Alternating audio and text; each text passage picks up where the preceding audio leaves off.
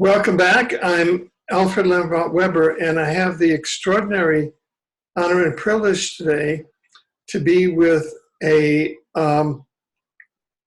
colleague, newly found in space and time, Ananda Bosman. Welcome, Ananda.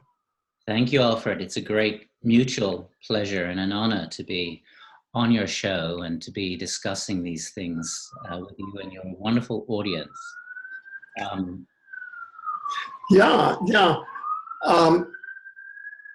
Ananda is many things, among which an ontologist and eschatologist, and you're going to tell us what that means, along with an experiencer and contactee.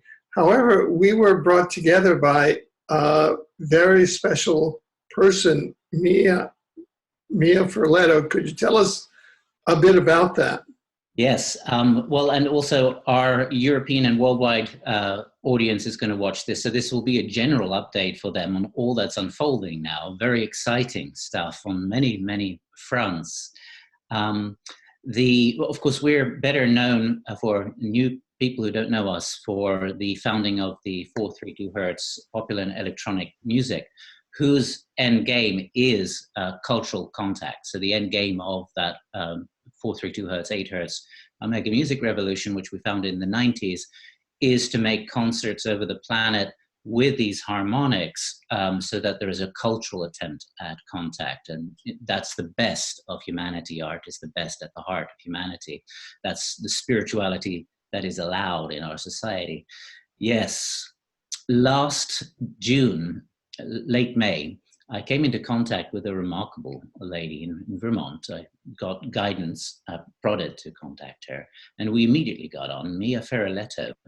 And to my utter surprise, she immediately felt with her guidance to invite me to the board of directors of New Observations magazine. And here we have a kind of very recent artistic disclosure. New Observations magazine, she became a member of the board of and is also the publisher of the magazine. But the magazine was going on 33 years and created by Lucio Puzzi, a great Italian artist, really famous. And it's held the best artists of the USA. This is really a pioneering high art journal. So it's a milestone that issue 132 is on the theme consciousness and contact. And we worked with Mia on that issue. It's just been released. It's available on newobservations.org for free. It's filled with juicy articles, including Whitley Strieber. It includes Kevin Briggs.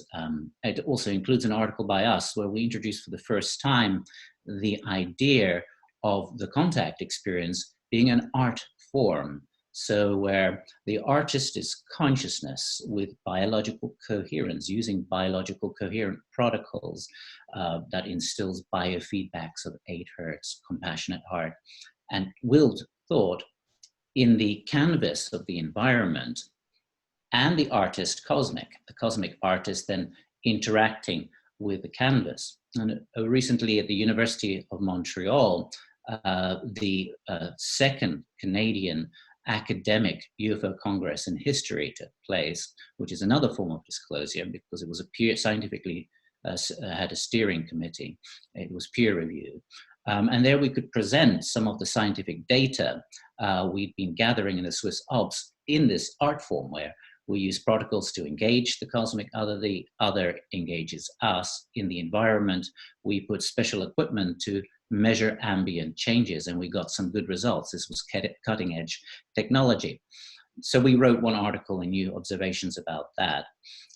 Then Mia Ferletto, independently of New Observations is not involved with consciousness and contact.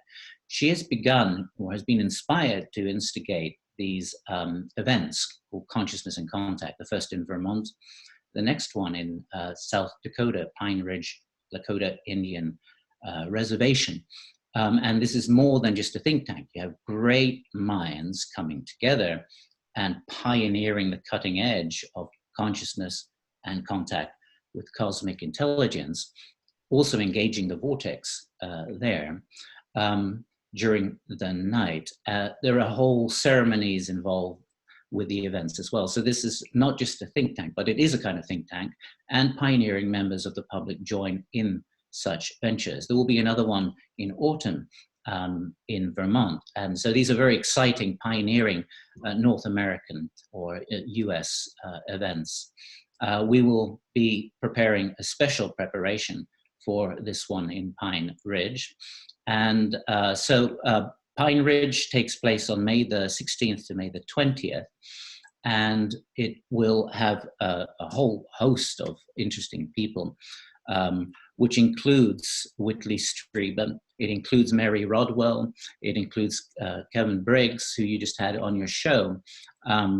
It includes Alan Steinsfield, who has interviewed many, many of the luminaries of the USA and been involved since at least the 80s in these fields. There will be ceremonies with the Lakota Indians, bringing out some special implements as well. It's a very powerful place. I remember flying from Boston to visit filmmaker Param Gill in California. When we flew over the Pine Ridge area, a tremendous vortex of energy engulfed the plane, and the plane started shaking with turbulence. Everything else was still in the US. It is a very powerful spot, a kind of gateway of sorts. So people want to check on that. Consciousness in Contact is evolving, it's unfolding. I think each event connects to each other. And then with the University of Montreal presentation in October, which happened independently, completely to Mia Ferraletta, Jan Vatnes of garpan.ca invited us, and we became the keynote speaker there. That's not online, but it is, I think, now on Rise Omniversity. Is that right, Alfred? Yes. It is now offered, and we'll be launching out into as a virtual learning and education platform and virtual campus, Rise Omniversity at riseomniversity.org, launching in May 2019, so that your presentation at the University of Montreal, which was, as you said, the second peer-reviewed conference on UFOs in Canada ever, that now will be part of the curriculum at Rise Omniversity, which is launching now, and I'll be very brief. It's in exopolitics, exosciences, sci-sciences, and exopolitics. I can tell you our phones are so excited. They're ringing off the hook.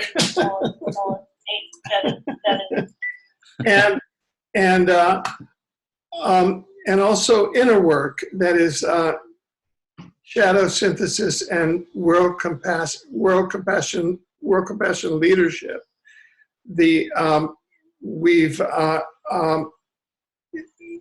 Sienna Leah of Rise Omniversity and ourselves of Omniversity, that is covering all the subject matters of the Omniverse, because universities gatekeep, as you know, anything to do with the dimensional realities and the spiritual dimension. So we're very grateful that you brought your Montreal course, your University of Montreal course, and other courses. Perhaps you could go more in depth now into what your University of Montreal course is about, and that people can now go to Rise Omniversity to get involved with. Well, and then I have to say, I have to also thank Alfred for inviting me as a mentor to Rise Omniversity. Just as it's launching, it was unbeknownst to us. So this was a great surprise. And also another surprise was Alfred inviting us to the Exo Knowledge Society and meeting this brand new board, fresh board that's come on board, of great kindred spirits and co-creators, and discovering such fresh spirits as Sienna Leo, a absolutely fabulous, wonderful consortium to be working with, and a great deal of good work will get done there. In our work, international work, we've been a public figure for about 33, 34 years. There's been tremendous interest in the US and Canada. Very few could make it over to Europe, where we did the basis of many, many presentations, including long workshops with hundreds of techniques and protocols, as well as the contact protocols. We work on many, many fronts, and we'll go a little bit into that. And now with Rise Omniversity, there is a platform by which our work can be remade for the platform academically, omni-academically, and also our collaboration with kindred spirits on the Rise Omniversity virtual campus. It means many, many people in the US who would have wanted to come to workshops, to seminars, to trainings, to intensives, now will have access to that information. So this is absolutely fabulous. And a kind of social media is also emerging from that. The University of Montreal, really Quebec at the University of Montreal event had numerous speakers. We received the Saturday night last main performance, and it's the only one that has not yet been released by GARPAN, in which we formulate our presentation of this contact experience being an art form, an emerging art form in humanity, a creative art form, which also generates practical data using cutting-edge latest technologies. And we also formulate around different reasons of value for doing this. And we do this in great detail. There's a multimedia slideshow that presents the evidence. There are animations. There are some movies of some of the objects. And the measurements that we took with brand new technology that was never brought out into the wild in any form of field work, especially high up in the Swiss Alps. So that presentation is cutting edge. With it came the Saturday morning press conference, which is online on garpan.ca. And this received very good press attention.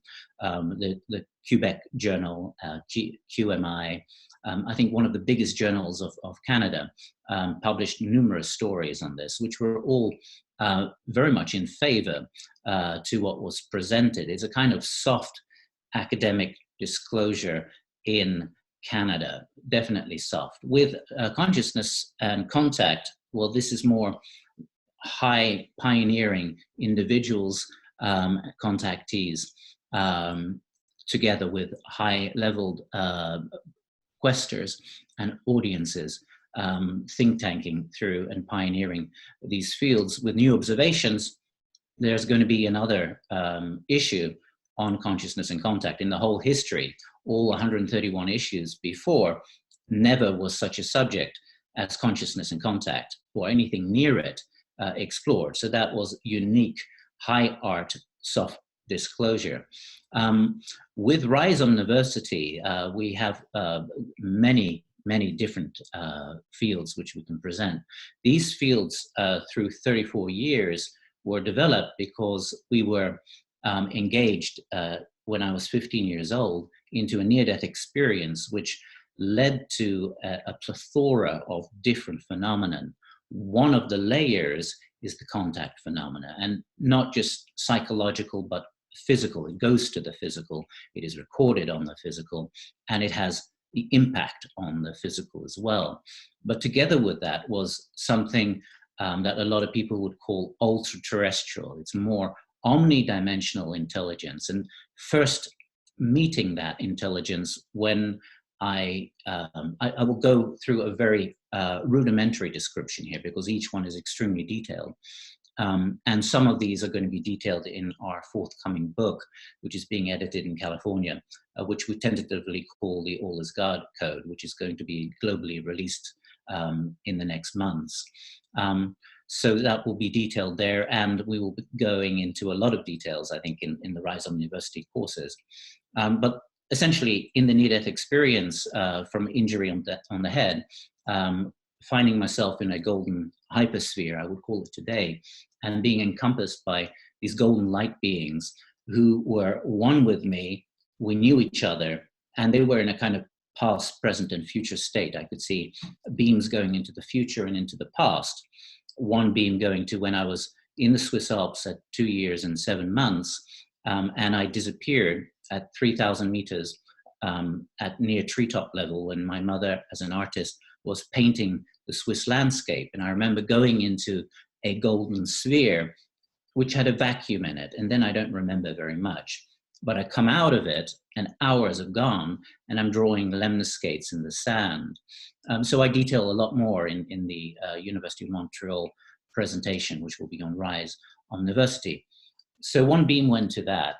I'd had a near-death experience when I was 11, which jolted me to get ready for the one I had at 15.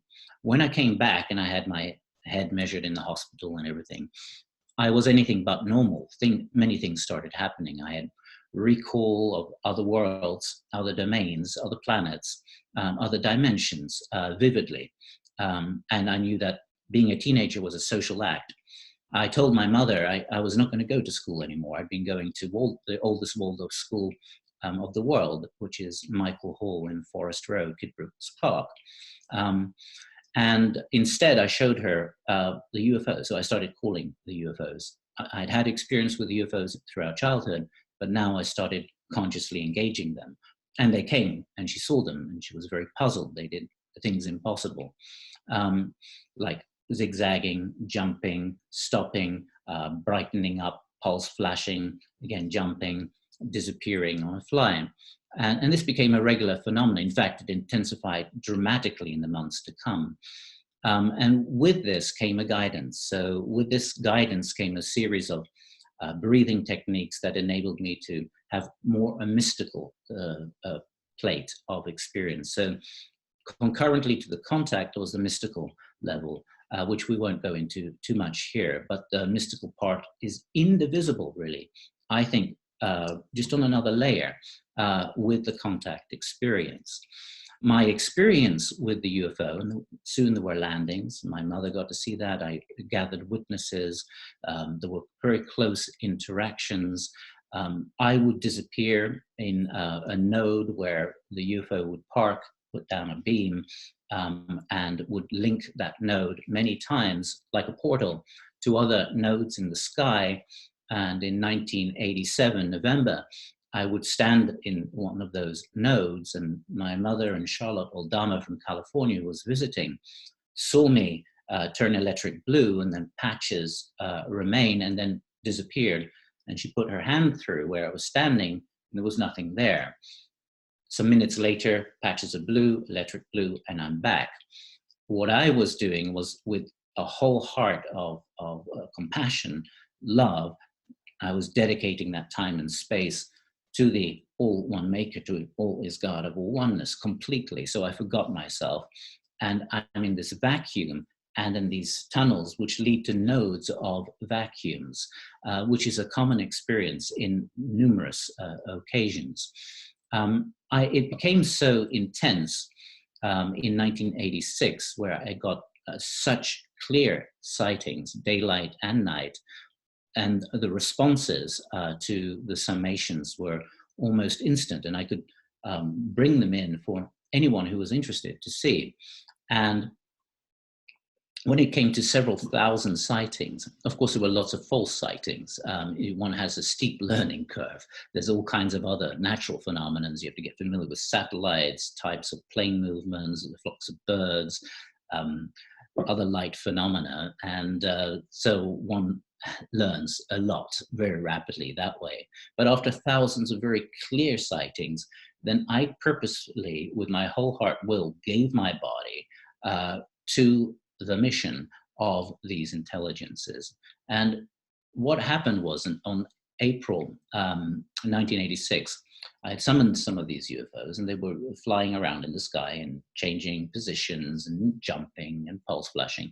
One gradually came towards me, golden orange, parked above, and put a beam down through me. So all the cells are tingling and get ecstatic. And then a small vehicle passes by and fine tunes. And then through the beam, they instructed me to go inside.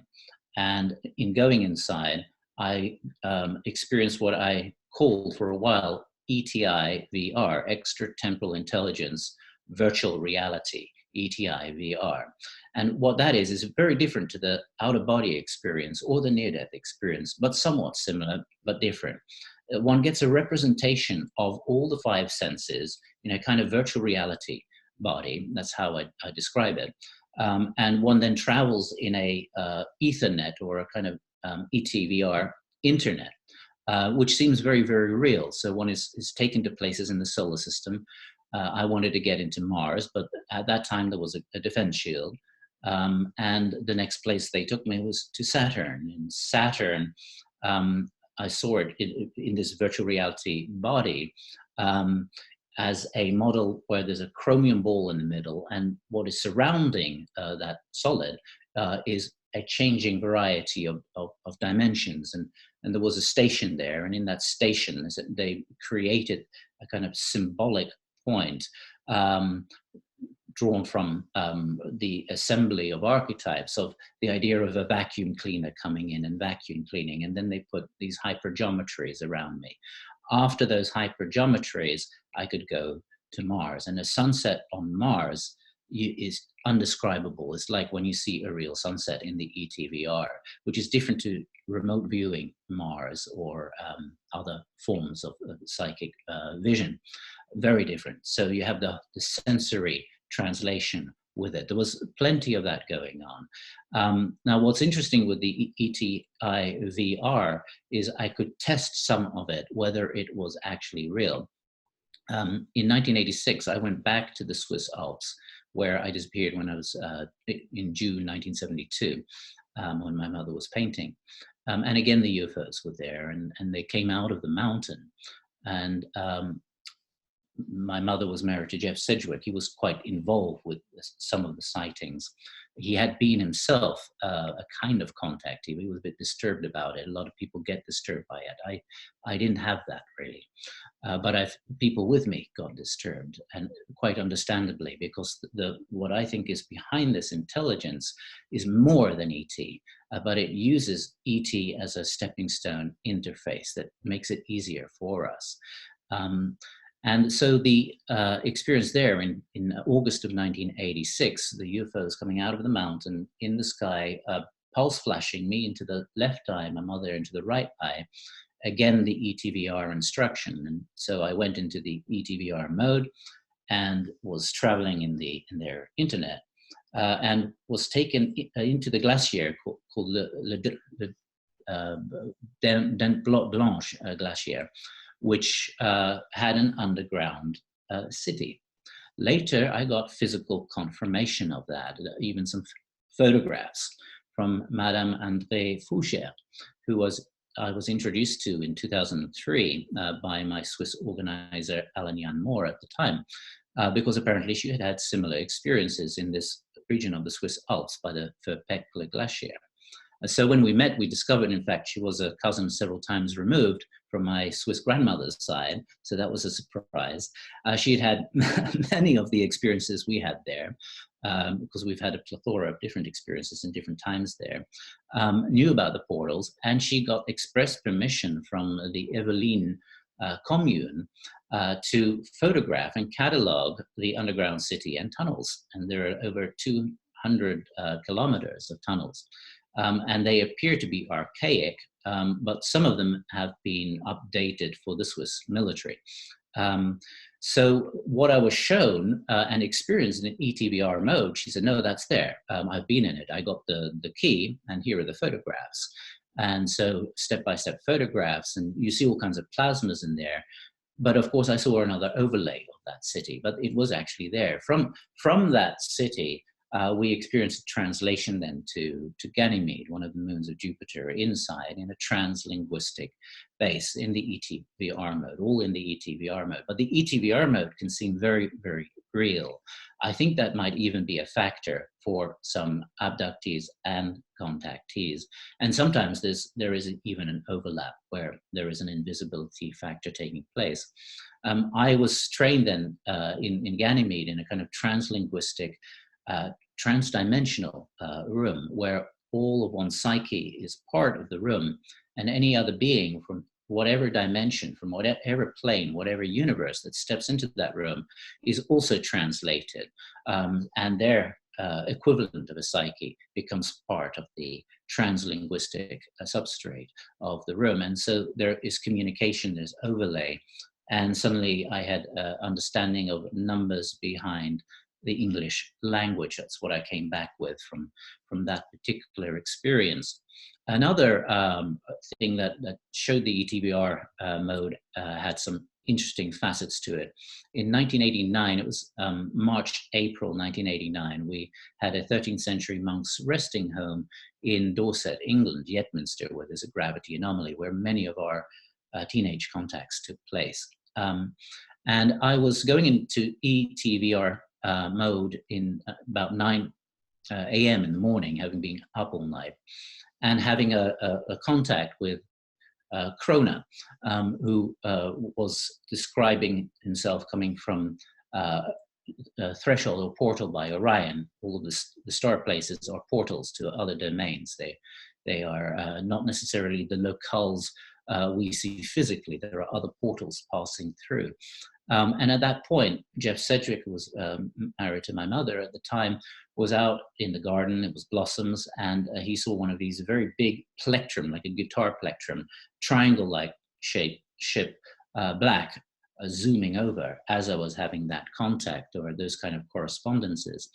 1986 began also these nightly voyages, where I would remember passing through the ceiling and bouncing on the bed.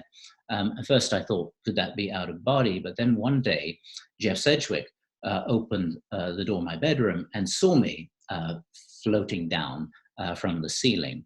And so that had physical, sensual corroboration. At first it was very difficult to remember, but what had started to happen was I would, apart from the ETIVR, after seeing and summoning the UFOs, there would come a beam which would also translate into a consciousness form. These images would unfold through the 5 somatic senses, but then would be clothed in language. With this, also the golden beings I had met out of the body near-death experience in 1985 also overlighted, and they explain basically they're an umbrella over myriads of civilizations through myriads of the universes. And they also introduced the idea of the omniverse, that there is this omniversal foundation, which is also past, present, and future.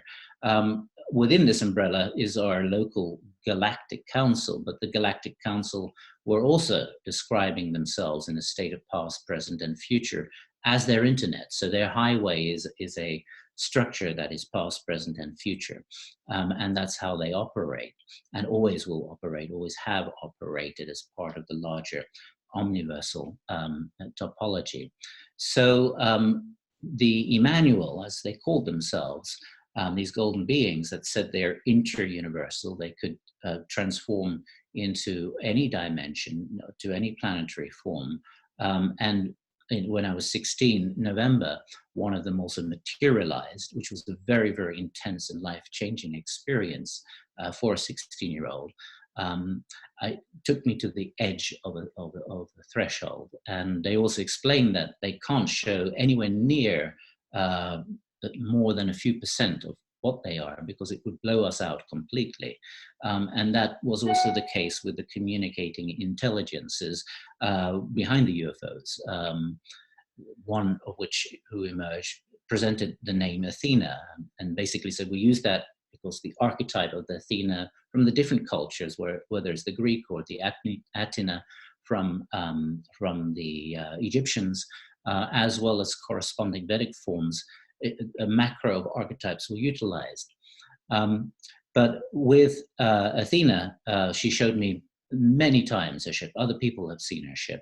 And phenomenons in the physical that shows there's something much more than just ET going on here. They presented the idea that an aspect of them are also time reverse wave. That's one aspect, that the node of input from the universe they come from is in our future, but is traveling in time reverse waves. That's how it was in the 90s in the communications and contacts and strong trainings during our 20s and the 90s. Which also was a phase where we developed the semantic artist. And the semantic artist was basically all the material. We received thousands of pages of living information from the emmanuel, where they overlight one. The five senses fuse, your bliss down to the little toe, and then your ego structure dissolves. You have your core self, and you have this greater intelligence. And then there are these living images, which are like spheres, but each image reflects an ontological topology of spheres that are all hyper-indexed, self-referential, and alive. And then that comes into information. And the human part that's still sitting there saying, how can I possibly know that? And then the divine part knows it forever. It is forever. Thousands of pages of information came through that way for about 7 years, and then it stopped. So I had kind of the emmanuel baby milk, and then breastfeeding time was over. Because the information that was coming through then was challenging, and it's on film as it's coming through. It was about some of the histories of secret societies and these kind of things, and I did not like that at that point. So I said, wait a minute, I'm going to have to research this. I'm going to have to even question you. And they said, no problem, we'll withdraw. And they did. And within months, I'd gathered kilos of documentation, very good contacts, military scientists, other researchers, and found that much of it is correct, even the surprising parts, which led me into a research phase where I became public with that research material. And after they withdrew, the presence of these beings, Emmanuel, would still continue. But no information. They said, now you've got to learn to get there yourself. So I would follow the same protocols, coherent protocols of unifying the opposites in oneself, of disattaching to personality, going to core, and accessing these living pictures. Once you've seen one, you've seen every other one. So one can always refer to a living moment of these living images. I would have a stack of Scientific Americans at first look at the Scientific Americans and not understand much of each of the different topics and fields. But going into that mode, a living image would emerge. I would be guided to take a certain Scientific American. It was more highlighted. I would open it randomly at a page, and that image would clothe itself with the contents of the topics of that particular article. And this would go on and on. So various different fields suddenly became congruent, became understood. And I rapidly started meeting with scientists. We would discuss different ideas. And this I also brought into many different fields. I brought this into Egyptology, later into my Rigvedic studies, into, at that time, scalar physics, later into hadronic physics. And of course, I had an experience that I had to translate in 1994, when I was 24, into geometry. We called it intergeometry. It was the experience in 1989 by the emmanuel of what we call ultra-terrestrial translation technology, where these spinning fields, very much like a gyroscope with inertia, first one, which was anti-clockwise, then a second one, which was counter-rotating, makes you feel that you're expanding in every single direction. Yes? I wanted to jump in here just to give our readers a chance for some context, because those who are not familiar with Ananda Bosman, I mean, he is the author of 10 books, which are extremely advanced. And I've just been going through some of Ananda's papers.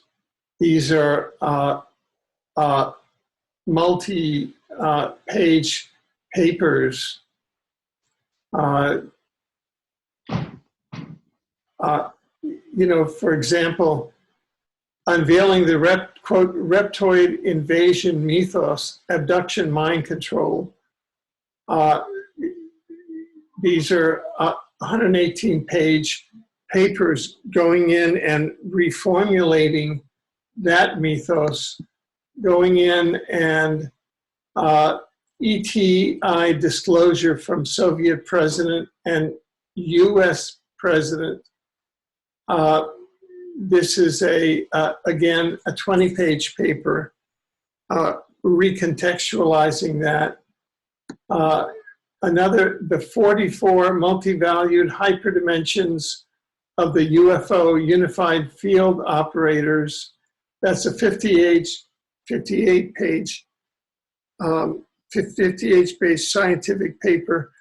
We're going to be giving references to all of these, but the reason for my specific intervention now, because you're rapid speed giving downloads, is this. You used two words. One was Emmanuel, and the other one was hadronic physics or hadronic mechanics.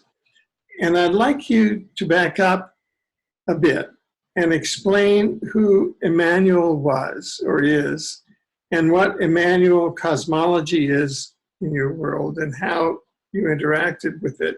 And secondly, an explanation of hadronic mechanics, because this is the new science that is just turning everything inside out, that is allowing us to move into the future. Yeah. So with those two questions, over to you. Very good. I mean, I have a tendency to go into quite a emanation wave in my speech. I have 34 years now of experience, and there's been these different facets, these different phases. In my teens, this very, very regular contact, or almost daily. During the 90s, they were always at the edge, like the world is a stage and the backstage would show itself, and also to others, but I would have very rigorous training, as well as the freedom to develop our semantic artwork. Then it became, in our 30s, it became very seldom that we saw or interacted with the UFO. We were told that 2001, the telethought system would stop, because by that time, certain factors on Earth side would catch up with it. And I had to go through more my anthropos, my anthropic satience. Today, very rarely, in Canada, British Columbia, I've seen one. In the USA, I was there for almost 3 months, also one at the Burlington Waldorf School. And more so in dialogues with the cosmos, where we bring people to the high mountains and utilize the protocols of many, many years of experience to engage the art form of contact. And now we have also a brand new view, having gone through this new science, which I will, as your question asks, I'll give a little detail on, and other scientific branches, and really reflecting on each of the encounters, the qualities of the encounters, having a brand new model that pushes forwards. We are innovating. We have to innovate, because I think that we are getting stuck in the semantics of the past, also the cosmologies of the past, and this phenomenon and the intelligence behind it is pushing us to a greater ontological foundation in ourselves. That's what I primarily believe. This is about a ontological apotheosis, but for a greater percentage of mankind that they wish to synergize with. Emmanuel. My experience of Emmanuel is as ultra-terrestrial or hyper-terrestrial, omni-terrestrial, they would refer to all of those, and interdimensional, inter-universal. Having a primordial body of one time, in one experience, meeting with Manu Emmanuel, as they refer to himself. That was one individual in the Emmanuels. It was like 10,000 suns glowing from the cheeks in the smile as he came out of another universe. but not hurting. This was infinitely loving light, but still it was the maximum capacity that I could manage at that point. So they are kind of primordials, interuniversals, and progenitors of all the different races of the multiverse, omniverse, universe, and the multiple dimensions in all of those, the omnidimensions. So at the core of all of us, that was also how they communicated that this is, these are personifications of God, of a oneness, which in its utmost form is ineffable. But there are unique personifications. We each are unique personifications. But they have umbrellas of civilizations that have regained those realizations, have regained their so-called their godship, and the realization of their indivisibility with God, and operating in that as God technology. So the Emmanuels have come into the physical. I mentioned one when I was 16, but in 1996, a Romanian lieutenant, Reserve Corps, Lieutenant Karina Muller, visited us in Norway, and she was provoking the sky during the evening, daylight in August of 1996, and a multiple football field-sized mothership appeared, and she continued to provoke them. And then this beam came down, and she went down to the ground. It was she kind of got her energy back. A few days later, she woke up in the night, and Salvana, one of the Emmanuels, was standing at the edge of a bed, and he's very tall. He's like 8 foot tall, and this is still a small scale of their form. They can be much larger. Took her by the hand, and so they walked together out the front door and into the field. And she observed the whole field was filled with humanoids of every kind. The next day, we had an unfortunate backlash on that, and in that 2 fighter bombers flew over, dropped 2 bombs in that field. The field was then engulfed in a vapor, in a mist, which also went into the house and started having nasty effects on everyone. With 7 adults, 1 child, where the child was starting to bang their head against the wall saying, "I feel like plastic," and pretty much everyone was feeling that. But Lieutenant Muller knew this as she needed to have a chemical warfare exodus. So she knew the protocol and got us on our all fours and evacuated us. And we had to leave for some hours before the gas subsided. So we explored that and what we think went on there in our 44 multi-valued hyperdimensions article, which also is dealing with the hadronic physics in part. Hadronic physics is brand new. Quantum theory is very old, 1934.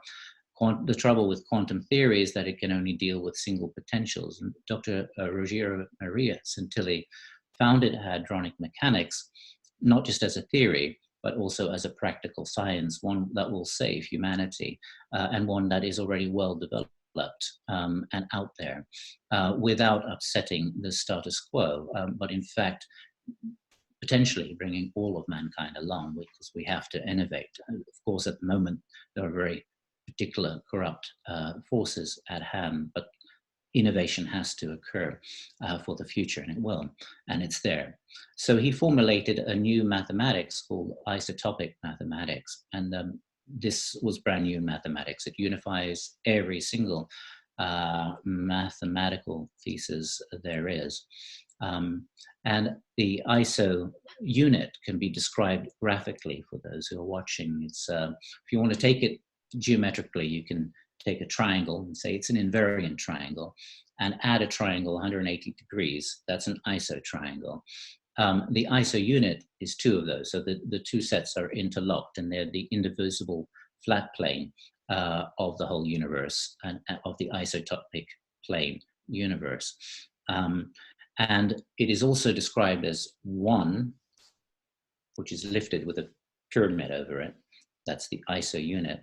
1 to every other 1, as 9 is 9 ones, 5 is 5 ones, 7 is 7 ones. So that's another exploration of the ISO unit. Then he formulated the genotopic physics, which is actually the holographic universe.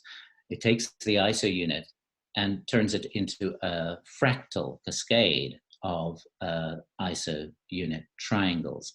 And this was utilized practically by Dr. Chris Illert in the biological sciences in 1990, as he was trying to model in the computer the conch shell morphology.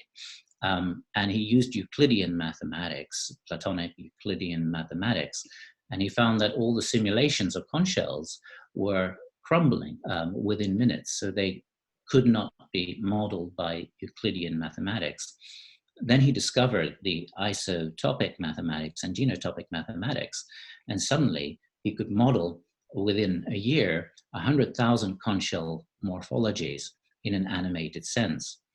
The interesting thing is that it required 6 dimensions of time in the genotopic plane. And very simply, if you take the moment now as a cube, length, width, and height, you have forwards and backwards time. Those are 2 arrows. You have a cube for the future, and you have forwards and backwards time, another 2 arrows, and a cube for the past, forwards and backwards time, as the cube in the past. So you have 6 arrows of time. In the bifurcation, in every phase of the conch shell morphology, it knows the future and the past. They are co-present. So this creates something completely different to the previous models on how animated life is operating. It hadn't been possible to model, and now it was modeled with invariance for the very first time. The problem was going to complex systems like mammals and humans, where there's a degree of complexity that is so radical that it requires yet another plane, the hypertopic plane. Now, the hypertopic plane, genotopic plane, and isotopic plane have all been utilized to make practical devices that changes the structure of our materials. The hadronic physics deals with 2 different equations. It deals with the inner problem and the outer problem. In physics, all previous sciences worked only with the outer problem, whether it's Einstein, string theory, quantum mechanics, post-quantum mechanics even. But it dealt also with the inner problem. And the inner problem is something like the ionosphere problem. How is lightning produced? And so because he exactified that, he could simulate lightning. And this became the plasma arc flow reactor, the hadronic reactor. And what the hadronic reactor was found to do is that it can take waste oil, sewage, sea salt, water mixed with oil. It's put through the plasma arc flow, and you get a gas called magna gas, which is practical. It's used in welding, it's used in gas injection systems. And what happens is that the normal conformation, the structure of the electron in these materials, where the Heisenberg uncertainty does not know where the electron is at any point in the electron cloud, that is collapsed. So uncertainty, Heisenberg uncertainty, is collapsed, and you have 2 electrons remaining, which become an isoelectronium or isoelectron, which begin to fuse. They actually start to fuse into the nucleus, the hadronic horizon, of the atom without any valence bonding, and they're flat, they're iso-flat. They look like a flat lemniscate. Then millions of these coagulate without touching, and these are called iso-superconductors at body temperature. So this is very significant. Before, room temperature superconductivity is -20, but this is body temperature and much, much higher, all the way to the temperatures inside suns and stars. So it changes. Hadronic astronomy changes astronomy completely, and can start to describe such complex systems as the different cloud bands on Jupiter, which is an inner problem, an inner equation problem, and has completely different models of what the stars really are and what's going on in suns. So these millions of magnacols become magna gas, and magna gas is practical. US naval intelligence uses the magna gas flame because it is completely clean. It doesn't leave any residues. It's just oxygen and nitrogen are the output. So that's very practical in welding. It cuts through 6-inch steel 60% faster than a normal flame as well. There was a very interesting point when some of my colleagues, including Dr. Randolph Barrelet and Eric Strom-Pedersen, who created Hadronic, went over to Florida to the Scintilla laboratories, and they got the demonstration of the magna gas flame.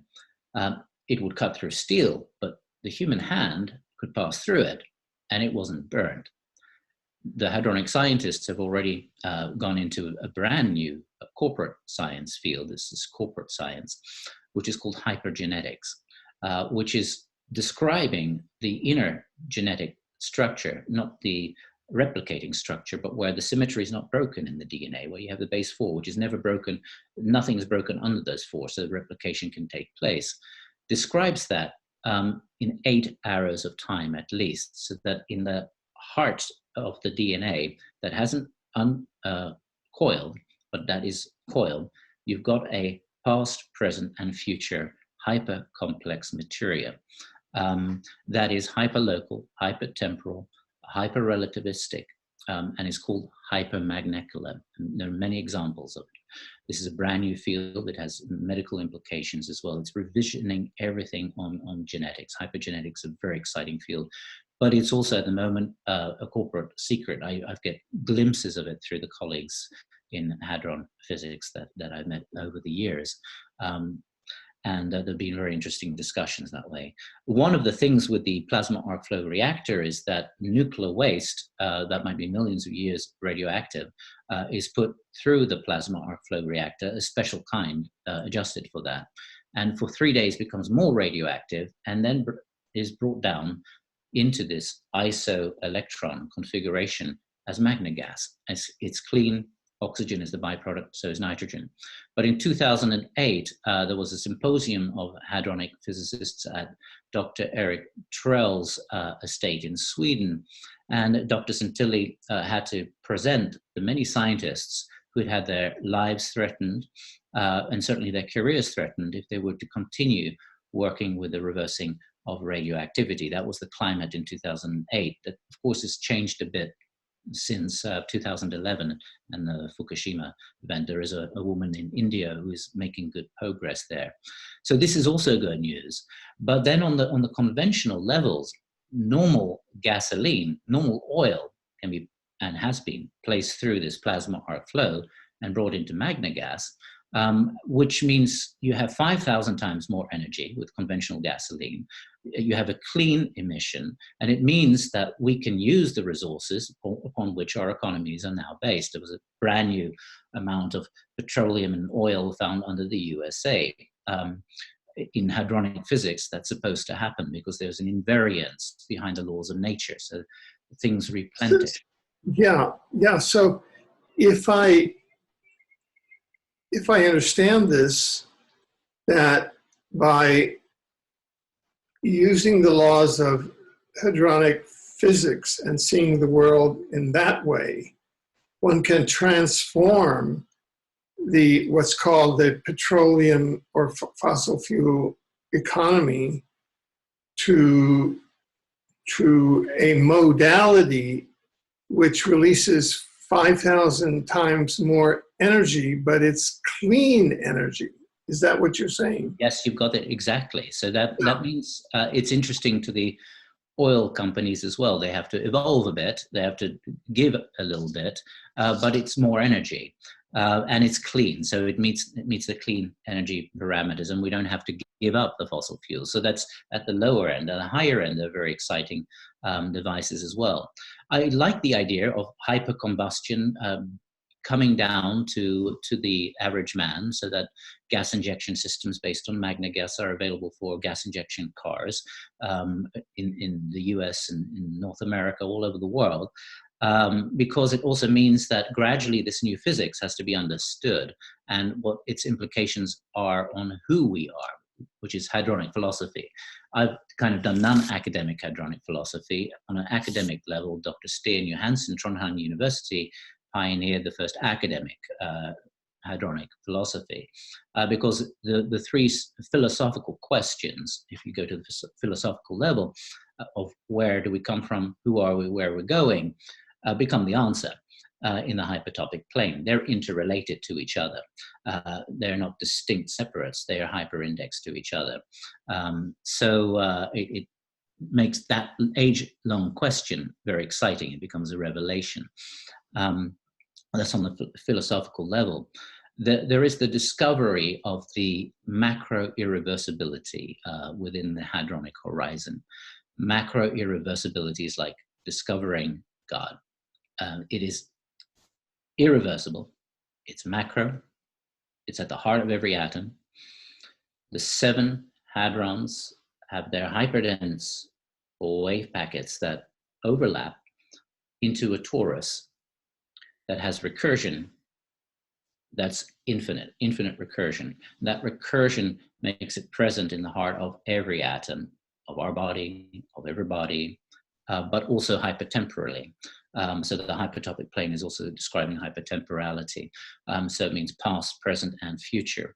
This has been seen, observed in many, many experiments. The other day we were speaking with Sienna, Leah, and yourself, and Adrian, a little bit about this. And one experiment has been the synthesis of a neutron from a hydrogen atom that has a single electron and proton, which was successfully done and repeated numerous times by hadronic physicists. So by the fusion of the electron and proton in the hydrogen atom producing a neutron, the model behind that shows that the neutrino model that is so en vogue, that is so much of a godhead, it's so much of a Bible to modern scientists, it's taboo to question it in any way, is actually wrong in empirical repeated experiments. And it leads to a discovery of a very interesting new particle that's called the etherino instead of the neutrinos in the synthesis of the neutron from the proton and the electron. The etherino in 2006 was therefore confirmed empirically as the first fundamental particle that could not be reduced to 3D and is behind all of the other hadrons. And is hypertopic, is hyper-relativistic, is hypertemporal, is hyperspatial. So is a macro state that cannot be captured or reversed. It is macro irreversibility. However, it can be interacted with, especially when the synthesis of the neutron is made by the proton and the electron. And so very exciting experiments in different forms are being done.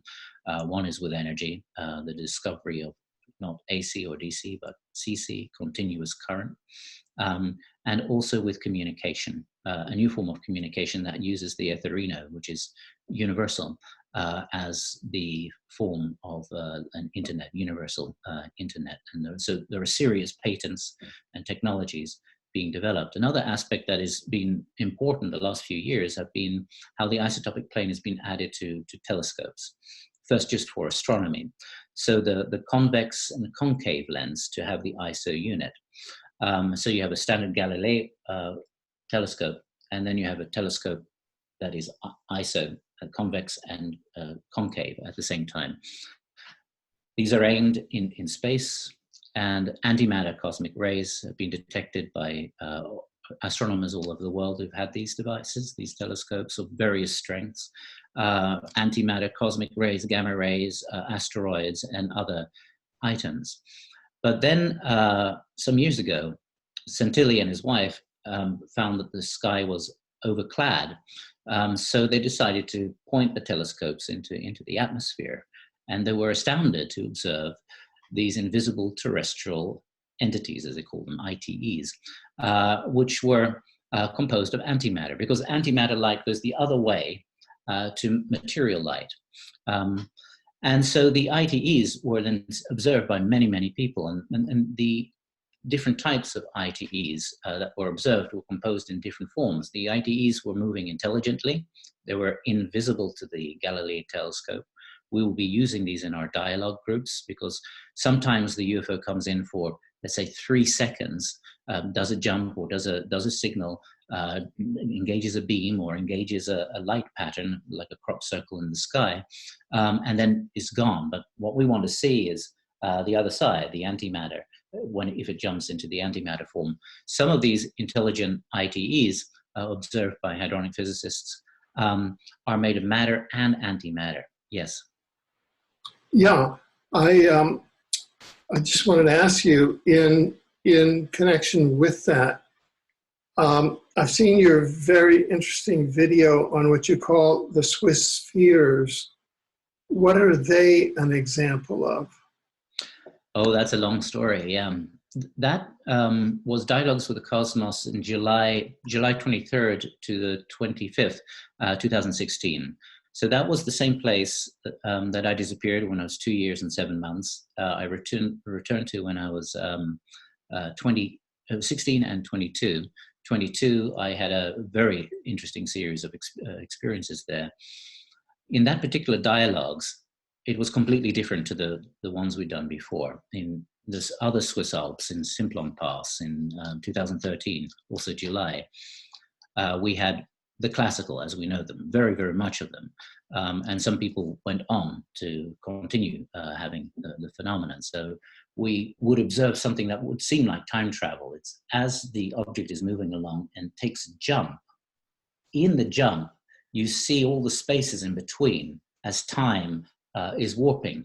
So you're kind of seeing the impossible, and every member of the group got to see that. Every member of the group also got to call their own and experience their consciousness responding. So yes, we had physical lasers, but the more important one was the lasers of coherence, the particles of coherence, which was also measured by biofeedback, so have an objective parameter that when there is one of those objects present and they're doing something that's clearly not a satellite, consciousness, will, and heart focuses, and the heart blows up and does, let's say, 3 pulses, and then it responds and does 3 pulses.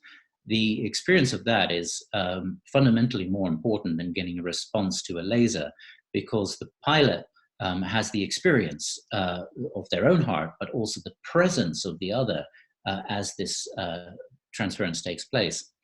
On this 2016 Dialogues with the Cosmos, other things started happening. We stepped into our site and all of us got very dizzy and started to feel that we were in a field, in a dome. And as we did the protocols, the first object came and then jumped out. And then a whole variety of phenomena started happening, which was a complete surprise. In fact, each Dialogues has introduced new components that kind of pushes the edge, which I think is where this needs to go and where the other is steering us. So we would experience this field around us. We took photographs and there would be this dome over us. There would be voices. There would be a wide variety of phenomena. Some people would see many, many spheres building a larger sphere. There were humanoids that were being seen. In the film footage, there is a UFO that appears under the clouds at about 4,000 meters, or a bit higher. They come down, several of them come down onto the mountain at about 3,500, 3,700 meters. We're at 3,000 meters. So they come down on the snow on a very steep mountain. And then they start signaling at us at about 3 a.m. In the night. Now, after a while, this continues for about an hour, maybe longer. There are these spheres, which I'm very familiar with in my training years. But these spheres that were coming down the Dame Blanche glacier and moving towards the Ferpecla glacier, which is on the other side. Not everyone in the group could see them, though. There was like maybe 20, 25 of the 35 people that were there that were seeing them. And on the last night, there were 2 that were underneath a pyramid-like mountain, Le Piquet, that were parked above the Ferpecla glacier. And this time I decided I had a camera, because there's many, many years where they just do not allow you to capture anything. I have tons of stories that way. You're there with the camera. You've got a great sphere in front of you. It's red. It's in front of my living room in Norway.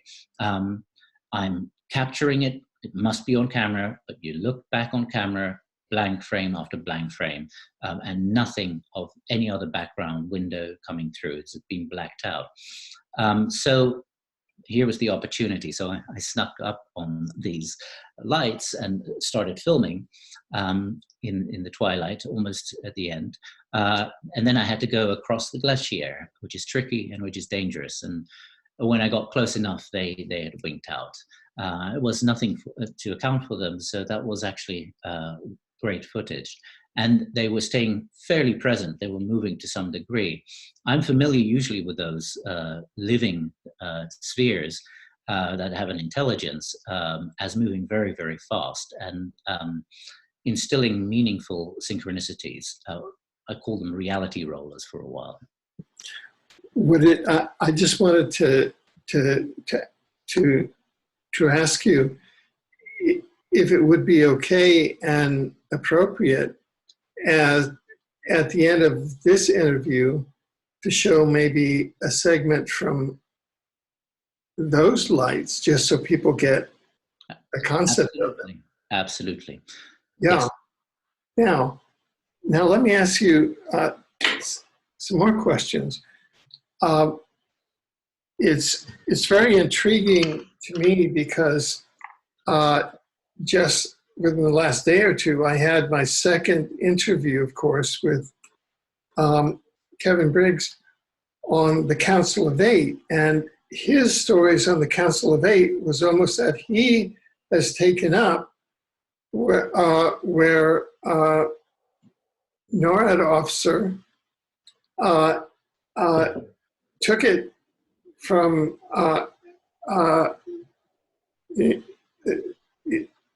2010, October 15, 2010, when the Council of Eight said, predicted to a Canadian NORAD officer, we're going to decloak our ships over New York, over the UN, because we want to land at the UN, and we want to show our, because we want to clean the atmosphere of the Earth.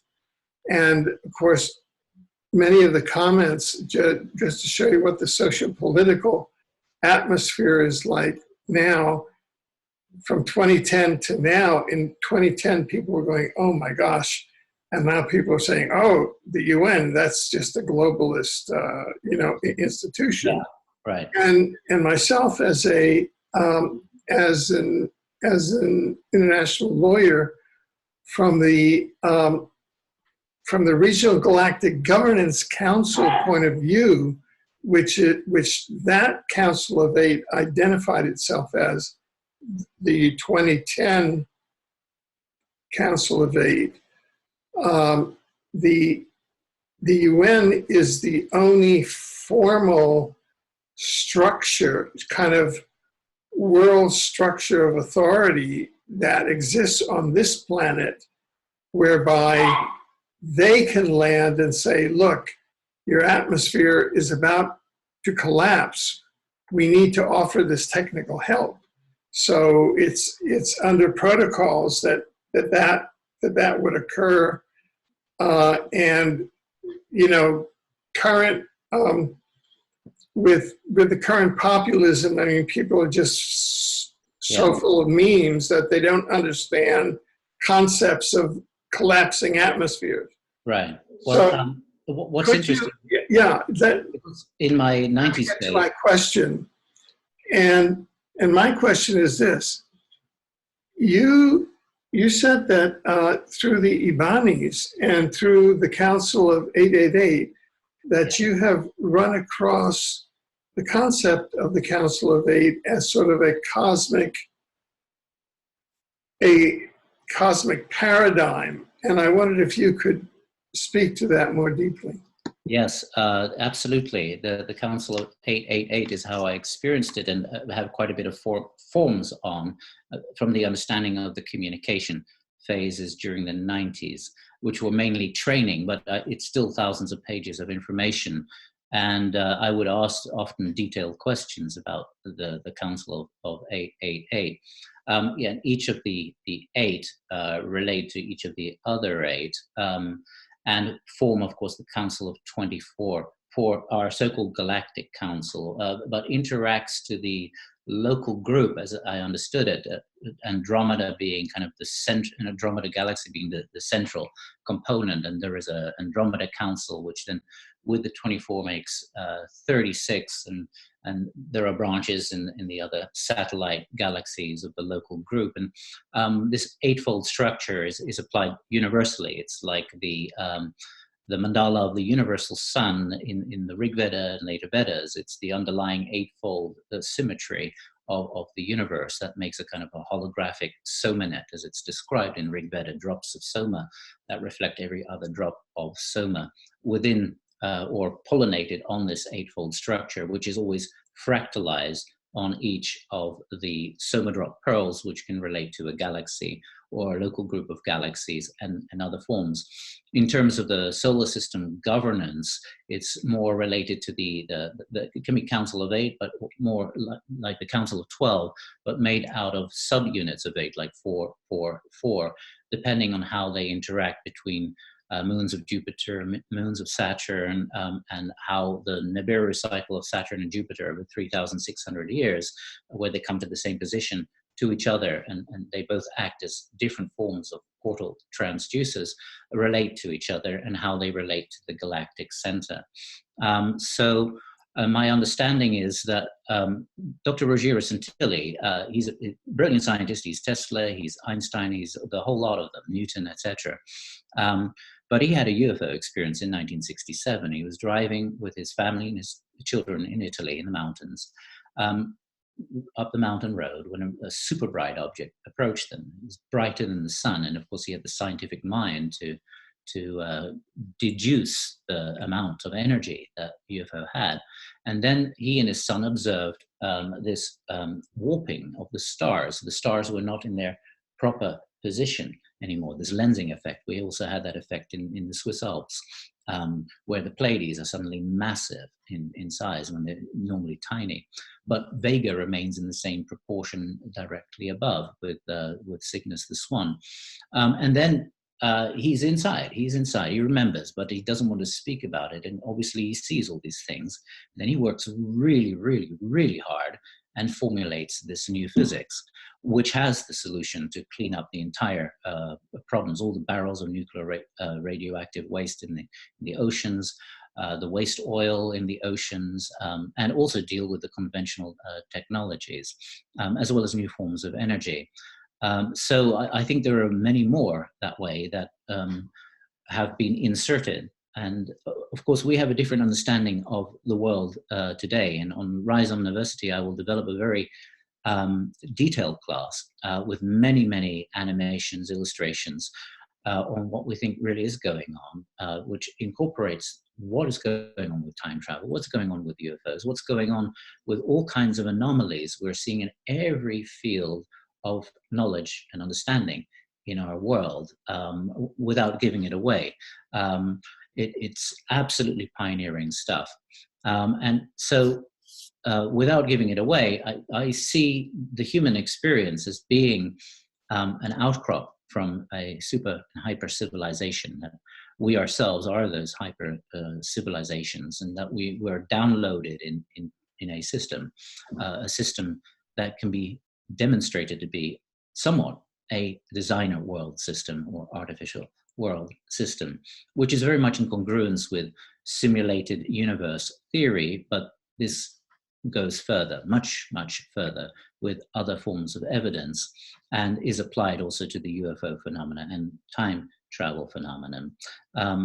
So the Council of 8, I think the 888, as I understood them, the primary directive is to get the cognition, the anthropic cognition and biological coherence to occur in the human being without violating free will. This is the end game. That's what it's all been created for. And there are many different social spun conspiracies with lies being different and constantly changing on every level, so that the individual cannot get addicted to one true information source. That's impossible.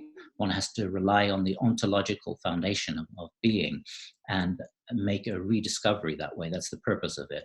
When biological coherence emerges with anthropic satience, that is like a passport to these super civilizations.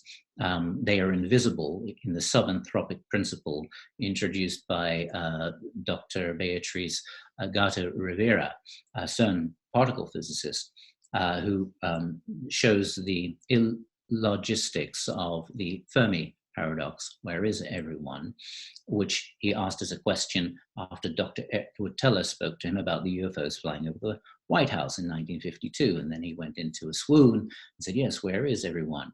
The subanthropic principle that this CERN physicist has introduced is saying that, of course, there are super and hyper civilizations as the universe was observed billions of years ago. The cosmological constant is so fine-tuned exactly that it cannot be natural. That's one big problem. The multiverse was supposed to account for it in a rational manner, but that went and bit its own tail as well. So the strong anthropic principle, where the universe is there to be observed, and it has no meaning unless it's observed, has many new levels now being introduced. The subanthropic principle is that billions of years ago, at the beginning of the universe, which we know exists through telescopes, we see it, there were observers there to observe it. They've had billions of years to become advanced, to have genetic sciences, to have simulating sciences. They can simulate dimensions, brain world dimensions in string theory. They can upload themselves into those dimensions, construct interfaces for them, have stem cell engineering. And Sir Francis Crick, the discoverer of the double helix in 1972 in Controlled Panspermia, a paper he wrote, pointed out that with all the complexity of life on this planet, the complexity and variety of life has not had enough time. There's 4.5 billion years, it's not enough time, even for the galaxy and for larger regions of space. It has to be a controlled intelligence that has taken the best of genetic engineering and introduced it into the atmosphere. That was his understanding of it, not necessarily ours. I think something bigger is going on, but it's a useful stepping stone, and this is the discoverer of the double helix. So the super civilizations, who also become hyper civilizations, engage time travel.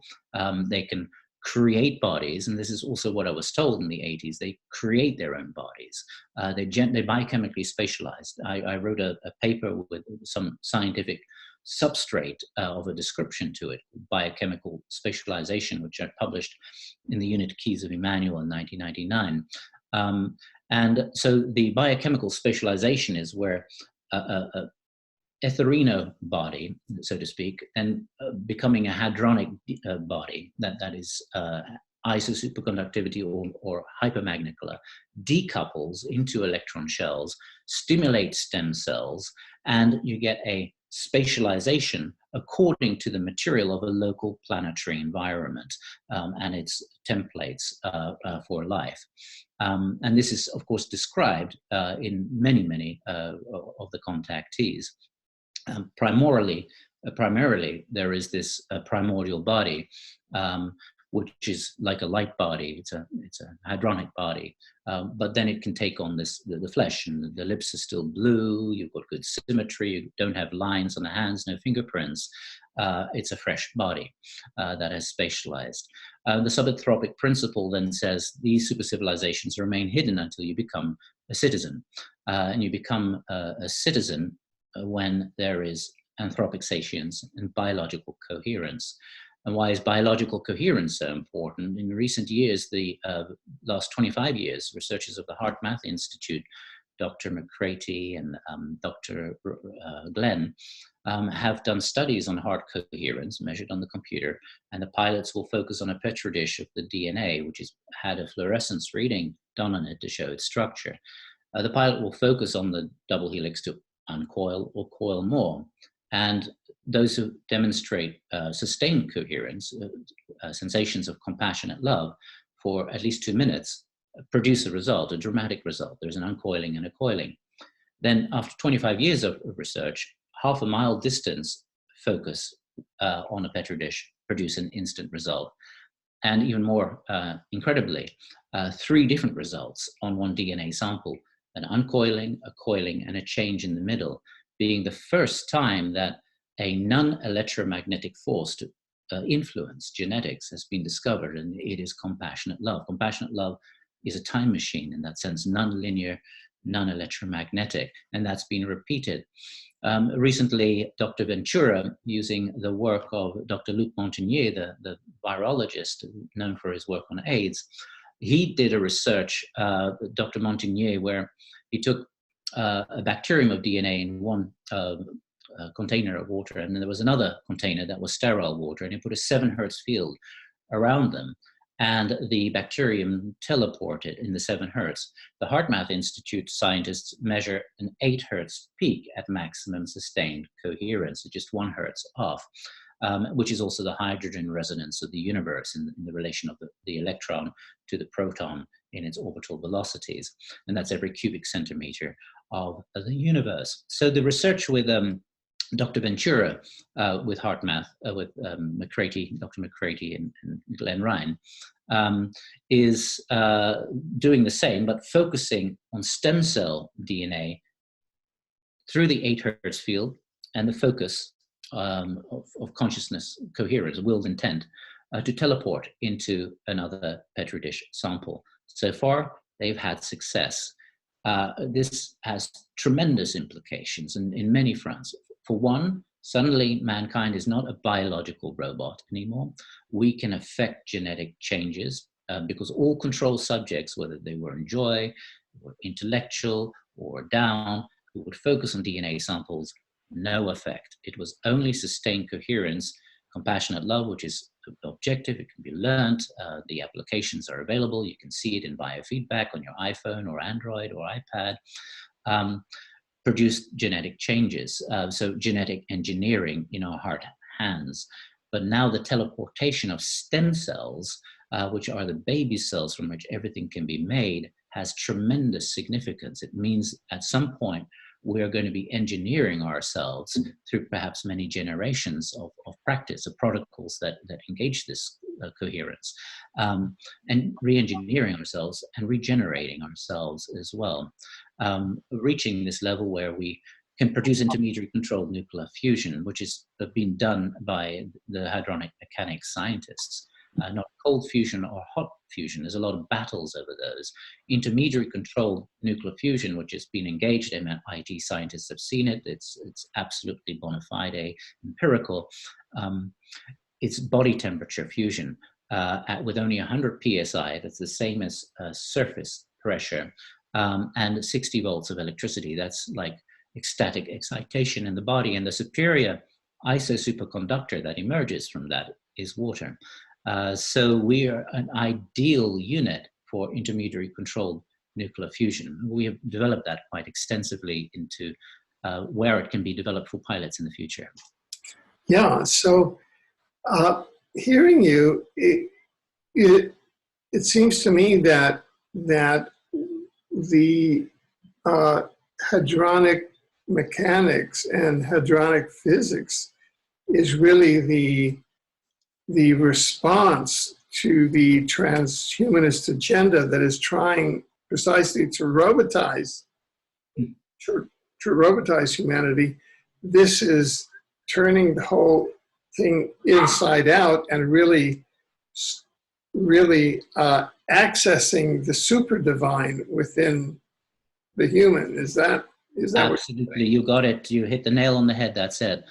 In fact, work on Femto technology by Dr. Eric Trell, Dr. Alexander Animalu, and by Dr. Sten Johansson and others is much smaller than nanotechnology, or femto technology is still just beginning in its infancy. Femto technology, 10 femtometers, is the size of the hydrogen atom. Femto technology uses digital stimulation of the subatomic particles. The subatomic particles follow geometrical conformation, and the subatomic particles are on a digital level, not analog. So precise frequencies are utilized that helps form quasi-crystal self-assembly units, but that require the etherino, which is past, present, and future in the whole universe. It must have agreement with etherino, and then it can assemble into more linear geometries, not hadronic geometries, but linear geometries, like a dodecahedron that puts all of its pentahedrons on its 12 pentagon faces, and from which you can assemble icosahedron. You put 20 tetrahedrons on those icosahedrons, and you get the outlines again of a dodecahedron. And in the dodecahedron, you can put 5 cubes on the y-axis at 72 degrees from each other. So you have a self-assembly system, and that quasi-crystal can, on a macro level, can then be used to fine-tune the DNA, correct the DNA. And this is the Femto technology that is being explored, but it requires the Itherino. So in 1996, our contacts were very, very worried about the emergence, which emerged in that year, of nanotechnology. And they engaged us in a very particular project, which was chronesthesia, psychological time travel. And we engaged several thousand people of making a link between two times. April 29th, like today, April 29th, 1996 to December 21st, 2010. On the next day, December 22nd, 2010, Physics Org published their study on chronesthesia, psychological time travel, which will be the future of storage on the internet and virtual reality. What was interesting in the years between 1996 and 2010 is that thousands of people did a psychological time travel with utmost coherence, psychological chronesthesia first before it's computerized. And I think that's quintessential, that consciousness is there first. In the middle of that, Topside told us that a solution had been found to nanotechnology. In 1999, I wrote a Grailzine paper propagating nanotechnology as it's visioned at that time, where you get small nano spaceships which go to Alpha Centauri at very, very high speeds and spray behind them the self-assembly system. So you get a physical network which stays real time as it moves into, the fleet moves into Alpha Centauri and then starts to release its nanobots and assemble in nature. And we take that very, very far into the future, millions of years. But with the Femto technology, anything that would have been done in that domain will backfire because of the Itherino factor. But we're, in all of this presentation, really scratching the surface. And of course, your audience is open-minded, but we're talking for what most people would find very, very fringe subjects. Yeah. We're getting toward the 90-minute mark, which is kind of the traditional area. I think that makes a whole introductory program. And my question is this: how does everything that we've been talking about, if it does, the hadronic mechanics and these very areas of contact, and I think it does, relate to your work, your pioneering work on the 432 Hertz music revolution? Yes. Over to you. Thank you, thank you. Well, that was also coming topside, of course. So we were a musician before our bicycle accident. We had a band with the son of the drummer of The Who, Kenny Jones' son, which we called Genetics. But I decided to go into sport bicycling and had my near-death experience instead. The 8 Hertz factor first came out, I think, in 1987 in the harmonic convergence, where for the first time about 5 million people linked over the planet and listened to a binaural beat of 8 Hertz, and the Schumann resonance, which is 7.83 Hertz, very close to each other, and sang Om, and would link by the BBnet to different sacred sites, Titicaca to Glastonbury to Egypt, etc. This was done perfectly with particles of coherence, because the heart peaks at 8 Hertz, maximum creativity is at 8 Hertz too.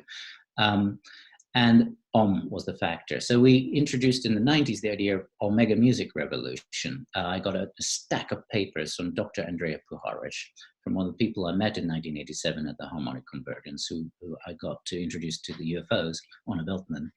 And that proved to be very interesting research indeed, which is not online, all with 8 Hertz, years and years of work with 8 Hertz. And when 8 Hertz was electrolyzing water for 3 days or 72 hours, he noticed that there was a 512 hertz, it's 8 hertz times 8 hertz times 8 hertz absorption taking place in water, and that there was a bioluminescence. There were Dr. Fritz Popp biophotons emerging, and then amino acids began to form in sterile water, and then fractal proteins, and that was repeated many, many times over 10 years. So 8 hertz excitation of water producing life.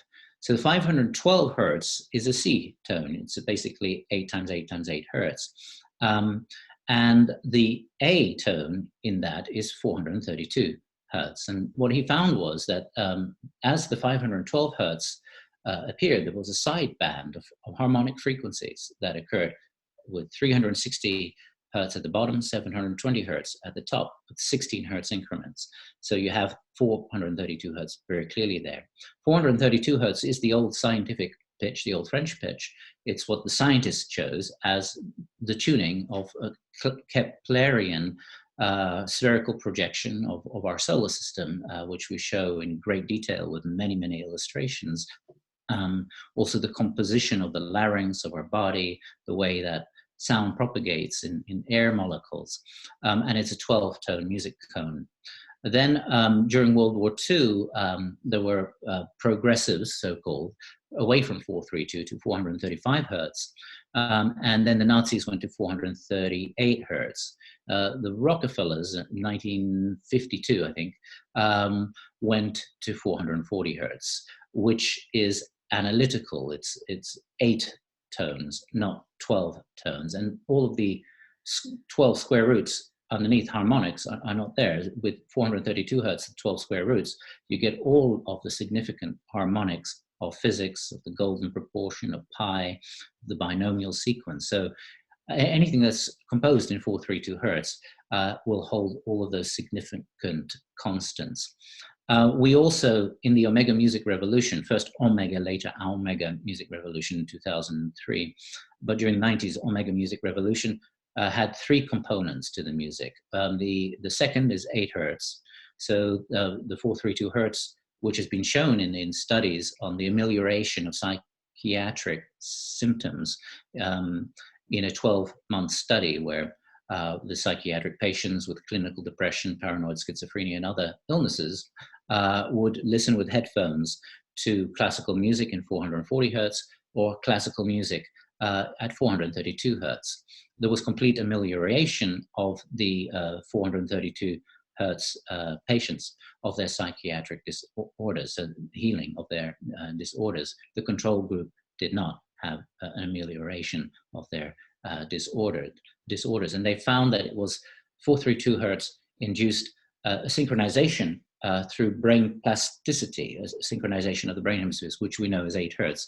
So that tuning itself has a congruent harmonic to 8 hertz. Dr. Andrea Puharich has spent 2 years treating 27 organic diseases in triple-blind studies on thousands of people who wore a device that was producing the correct 8 hertz form.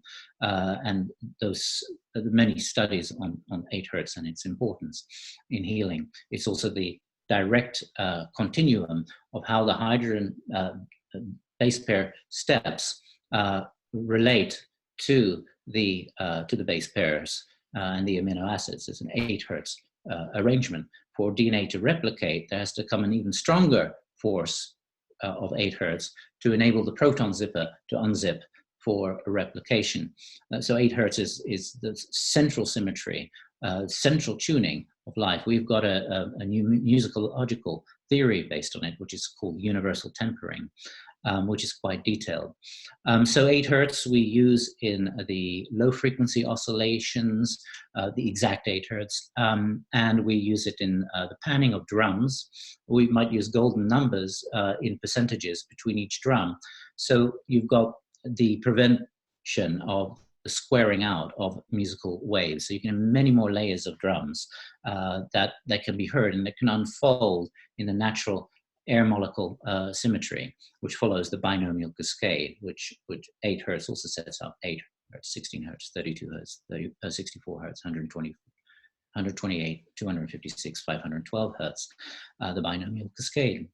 The other factor is to have the microwave effect is in the beats per minute. So we use the 72 BPM, 72 beats per minute, as the circadian pulse. In a fetus, before the heart appears fully, there is a pulse of 72 BPM. And there are many, many studies that show that.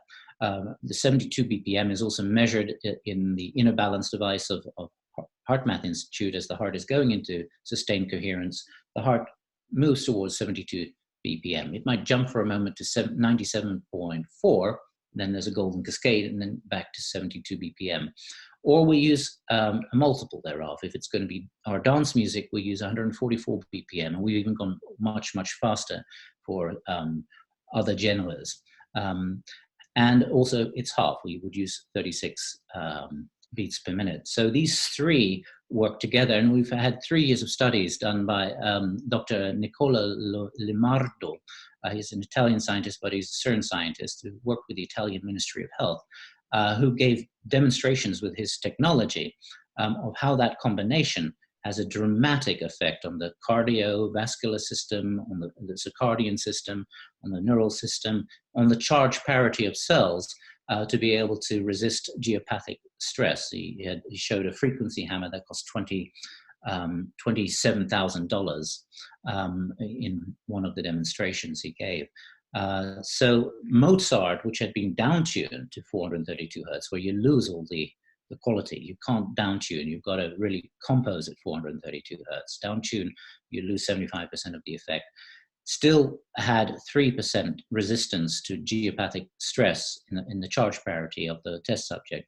Then he put on our song, the Nasatias, the Intergalactic Confederation song about the Council of 888. And the resistance in the charge parity of the cells was 75% to geopathic stress. And he did point out it is the combination, it's not just the 432 hertz, it's also the circadian pulse and the 8 hertz. And we also use in our mastering the golden and DNA numbers on every level. So this is part of the music of the future, and we like to, or have suggested since the 90s, that there will be concerts all over the world that will be linked together, and that can be also synchronized, so that when you use this drumbeat series, you can time when one musician goes on to another stage where they will pulse in harmony with each other instead of this dispersion, this competition of drum beats. They will pulse together with a harmonic pulse of biology and life. And when 8 hertz is in that, and 432 hertz, it increases the coherence of the audience, the brainwaves of the audience. And I remember speaking to Dr. Erling Strand of the Hessdalen project in Norway, which is where UFOs have appeared in a valley in Norway called Hessdalen, and have been measured by scientists from many nations with a lot of equipment, including SETI, the Italian SETI, and Hera, Project Hera from Italian scientists. There had been a UFO over our Alpha Timegate site exactly at the time of the 1998 galactic conjunction with the galactic center of our sun, according to naval observatories. That was November 28. The local meteorological station up on the Golsfjellet in Norway, Valdres, Norway, had taken a series of pictures, and exactly above the Alpha site, where we would link to 2010, is a fantastic UFO. We have a great picture of that. And we shared it with Dr. Erling Strand, and he said, well, at the same time, their equipment was observing a similar object at Hessdalen. I then took the opportunity to ask Dr. Erling Strand, have you ever observed with your equipment 8 hertz preceding the manifestation of a UFO? And he goes silent for a moment.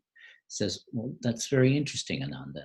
As a matter of fact, every time the phenomena emerges, we register a signal of 7.4 to 7.8 hertz preceding the manifestation. Now, of course, the scientists there have also flashed lasers at these objects, and they flash back in the same amount. They take on plasma, then they become solid. They contain the element scandium, which is local to the area, is a rare earth element. Now, our understanding from the UFO intelligences is that they are reality synthesizers, and they will synthesize themselves and synthesize reality accordingly, which can be quite frightening for some, as Dr. John Mack was doing such pioneering work with people who were abductees, who had been framed in an abduction framework, and then brought them through transpersonal psychology, through meditation protocols, through spiritual crisis. The next time the so-called abductors came, it was the same beings, but they had changed. The environment had changed. The proceedings had changed. And they continued to go through transpersonal psychology and spiritual crisis. And in the end, as this progressed, each time they manifested a different physicality. In the end, the so-called grays turned into balls of light that join a nexus of light. So I see that there is a greater intelligence that's using like a graphic interface, the so-called ET mythos templates, as a graphic interface, as a way that we can stepping stone move towards facing a spiritual crisis and going through the spiritual crisis, come to a greater existential cognosis and coherence and congruence in our mind and heart and biology. That is so moving, and it's really an invitation for all of us to join you in your work, which now will be accessible shortly online at Rise Omniversity, riseomniversity.org.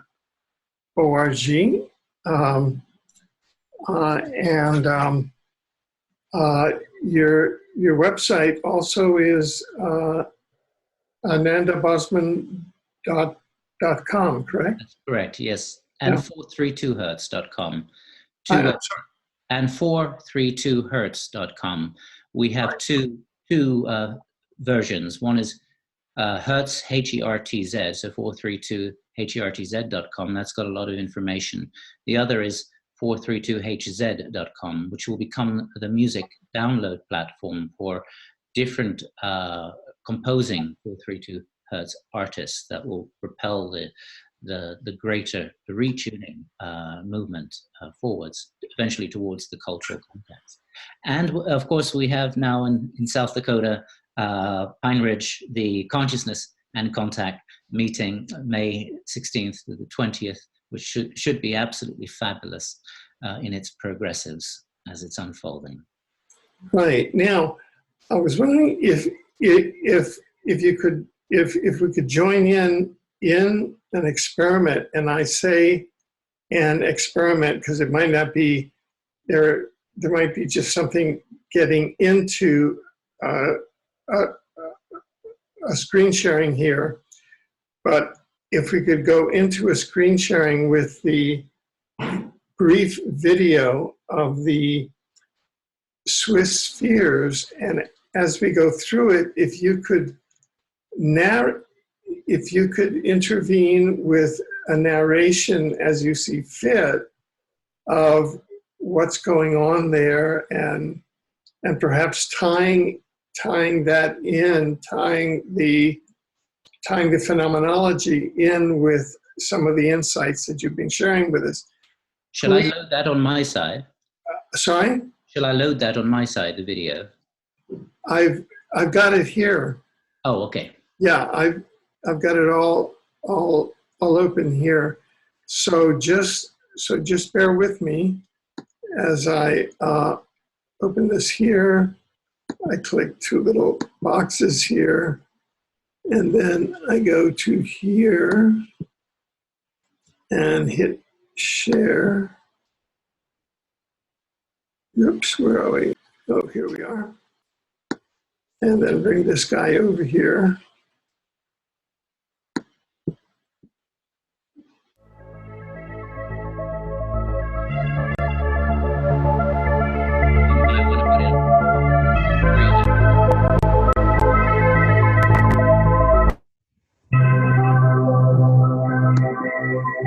Oh,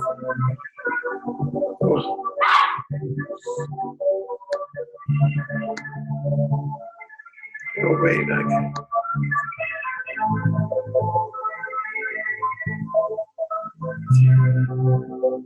Can you see the screen, Ananda? No, no. I mean, you might want to put a link to that video otherwise on the page. Yeah.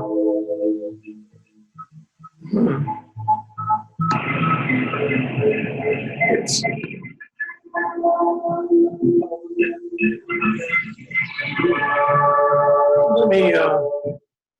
let me stop this just a second, because it seems to have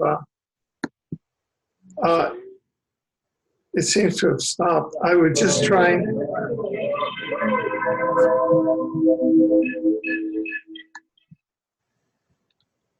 Otherwise, I can briefly describe what's in that video. Well, no, I know. I just wanted to get a bit of phenomenology, because we've been. Yes. And so if you could just bear with me, and I will try again. Otherwise, I could always share it from my end. I have it as a QuickTime video. Oh, do you? Okay, why don't you do that then? I just don't know how to do the sharing. If you could. Okay. Well, here, let me try it again then. Just 1 second. Here we go. Share. Share. Okay. Yeah, here we go. Can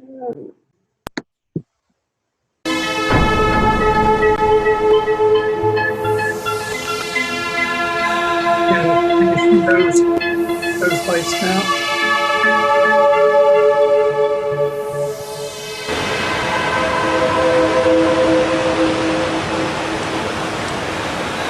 Oh, up there. Up there. Woo. One hearing of the cloud, to the cloud. We just have to get you. Again.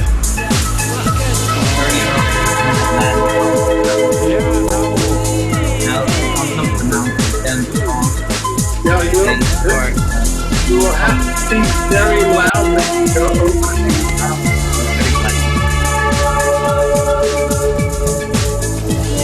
Yeah, go ahead. 3,500. Between 3 and 4. And part of the movie, you know, down. Yeah, I'm sorry, your voice is not coming through.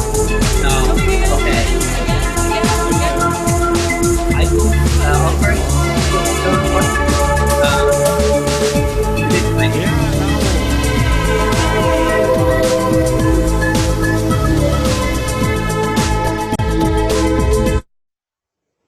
Yeah, I think people, the link to the video could be on the page. Yeah. And I can briefly describe what is compiled there. Yeah. Rudimentarily. So the setting is, this was a telescopic here. The picture there was from telescopic camera. And the objects would actually jump over the mountain at in 1 minute, tremendous distances. So we are 3,000 feet above sea level. The smallest tree still at the Verpekler Glacier above Sion, the Valais Valley, French-speaking Switzerland. And we engaged the protocol for a while, coherent protocols. And within the first 5 minutes, the first UFO film that you see and they go, woohoo, was an object appearing directly above us, jumping and then going out. So that was the response to the protocol. And numerous people were there with night vision cameras, different types of cameras. And there is an object that comes down onto the mountain. One object appears underneath the clouds.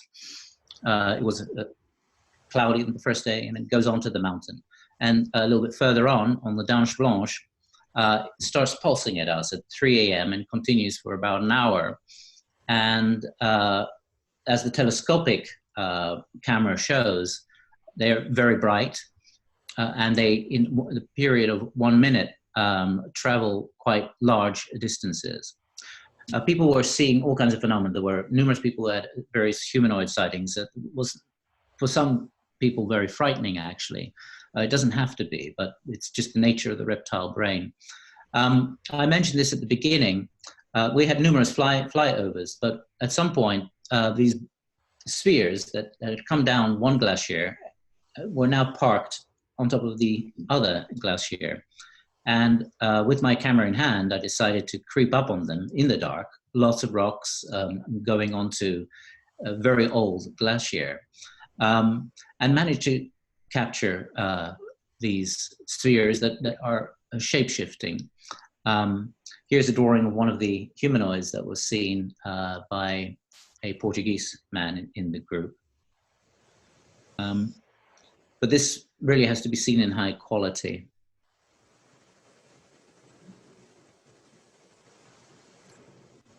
A picture of the dome that was also experienced. Here's, I'm zooming up on those dancing light blob shapeshifters that first were observed by a lot of people as spheres coming down the Dome Blanche glacier.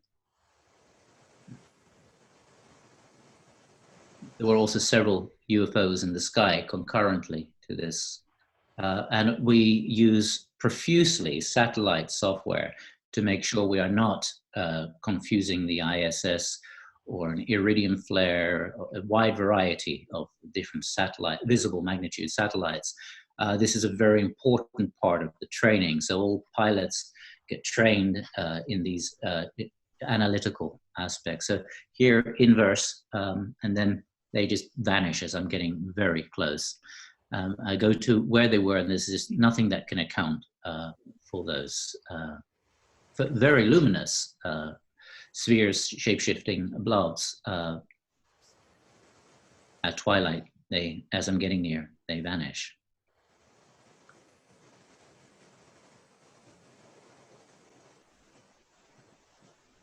But something interesting was gotten there, and it tallies with a lot of the testimonies of the group who had seen these objects.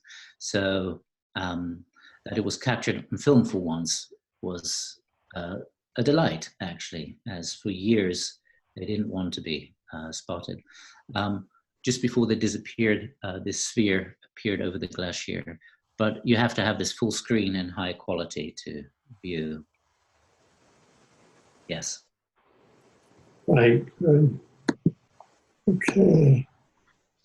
Great. So, good. Well, are there any points that you had wanted to share that were in this introductory interview that perhaps you didn't get a chance to say? Yeah, I was thinking this over, kind of ruminating this over yesterday and today. In the phase from the 80s and 90s with the interaction with the phenomenon, I got some examples from this Athena, who was presenting herself from the time reverse Andromeda portal in great detail, and I got a lot of material on that. But she gave physical examples of how they are much more than what we think or model them to be. In November of 1991, I was on a mountain overlooking Lake Geneva, Vuash, with Muriel Yolanda Izquierdo, when I had done my protocols and the various UFOs came, but Athena's craft came very distinctly and passed over us and proceeded to land in the forest behind us. Very wild forest, the Vuash. The only creatures that get through there is really the wild boars. But then we heard a voice, and the nature of the voice was, I described it like a waterfall of 1,000 voices. It was like a holographic series of voices that were waterfalls to each other. And I went with Muriel Izquierdo deeper into the forest of the Vuash. There is a path that leads up there. But below us, in very wild nature, where again only wild boars go, this woman with a waterfall voice, 1,000 waterfalls, continued speaking to somebody. So that gave already the quality that the voice of this being is nothing that we know of as a linear form of voice. It was a holographic voice that was alive in every component, every node of the many voices as one voice. Several other experiences with Athena. One with when I was living in southeast Norway, in Våler, by Svindal. We had our center house there.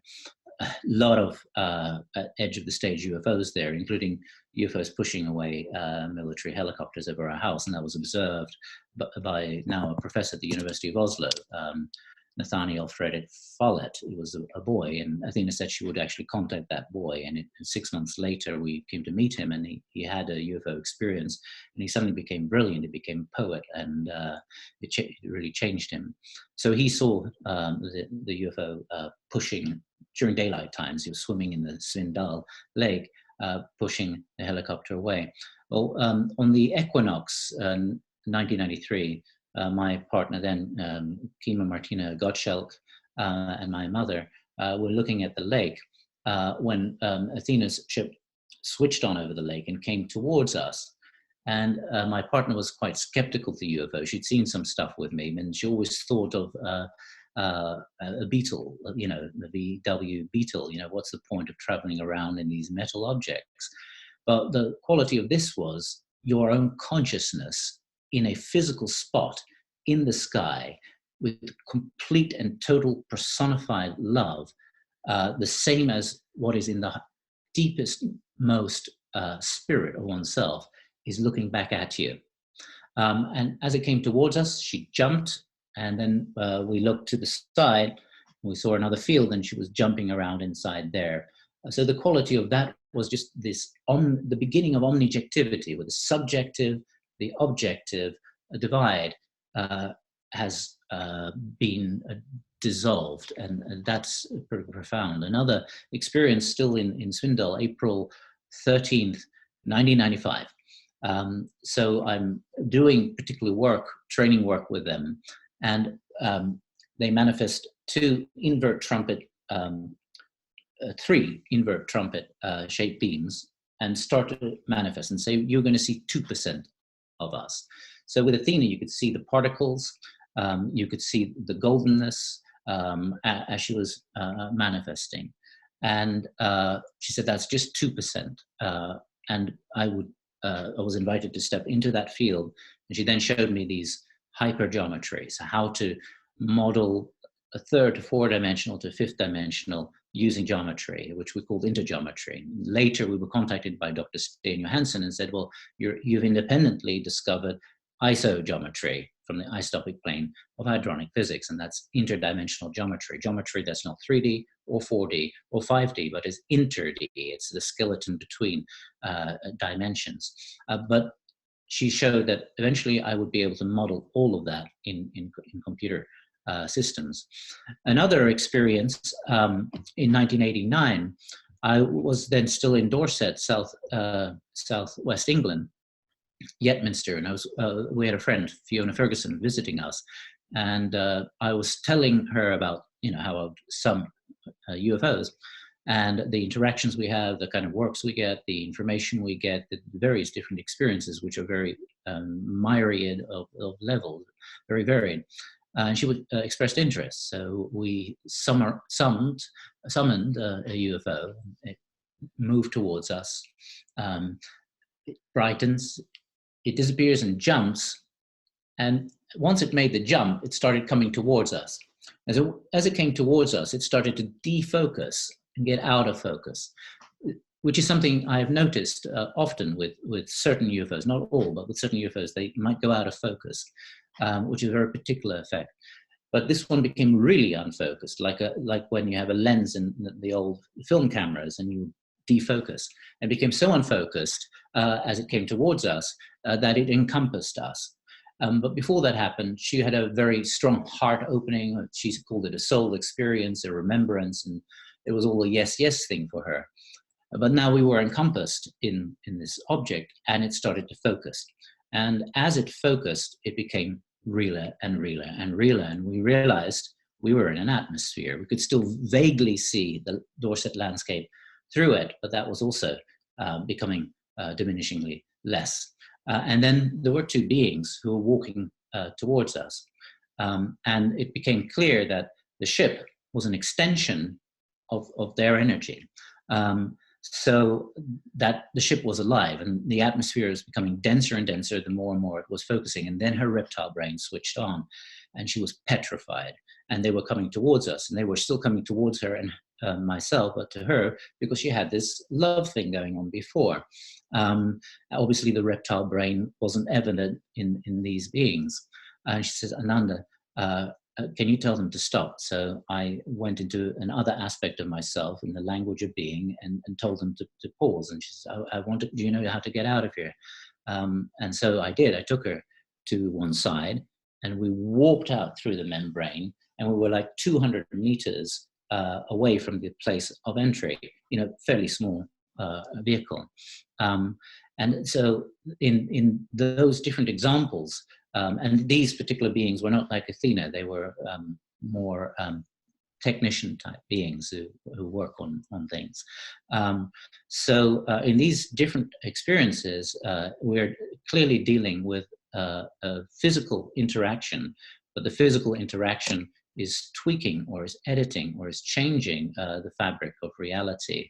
And I think Vallée's work with a hyperdimensional hypothesis has to be brought further, ultra-terrestrial hypothesis that has to be brought further.